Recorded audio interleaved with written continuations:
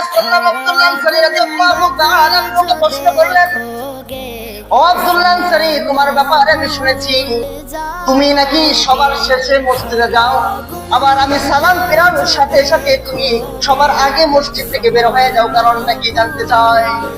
আব্দুল্লাহ আনসারী রাদিয়াল্লাহু তাআলা ডাক দিয়ে বলেন, ইয়া রাসূলুল্লাহ, ইয়া হাবিবাল্লাহ, আমি আব্দুল্লাহ আনসারীর মনে চাই আমি 24টা ঘন্টা যেন আপনি রাসূলের সঙ্গে কাটিয়ে দেন। আল্লাহু আকবার। কিন্তু কেন আমি পারি না? কেন আমি সবার শেষে মসজিদ যাই, আবার কেন সবার আগে মসজিদ থেকে বাইরে হয়ে চলে আসি? ইয়া রাসূলুল্লাহ, ইয়া হাবিবাল্লাহ, আমি হ্যাঁ ঠিক আছে, আপনি যা শুনেছেন তা ঠিক আছে।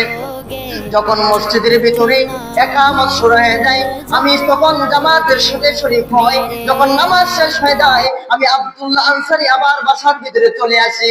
কেন চলে আসি?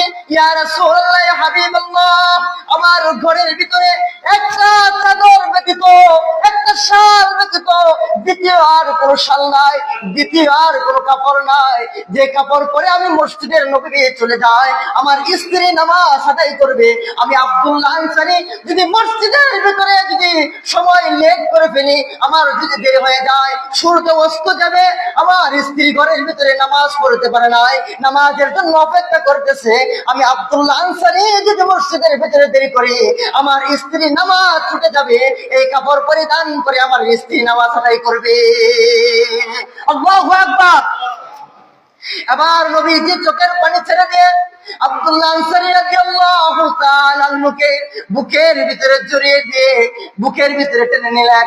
টেনে নিয়ে বাকি সাহাবাদেরকে বলতেছে, সাহাবারা রে, ও আমার সাহাবারা, তোমরা শুনো, তোমরা দেখো আমার আব্দুল্লাহ আনসারী কিসের জন্য মসজিদে যায় না, তার থেকে শিক্ষা নাও। আল্লাহু আকবার। ও আমার সাহাবারা, তোমরা শুনে রাখো, আমার আব্দুল্লাহ আনসারীর নামে যে অভিযোগ তোমরা দিয়েছো, তোমাদের নিজ কানে শুনতে পেরেছো, একটা চাদর ব্যতীত দ্বিতীয় আর কোনো কাপড় আমার আনসারী সাহাবীর ঘরে না।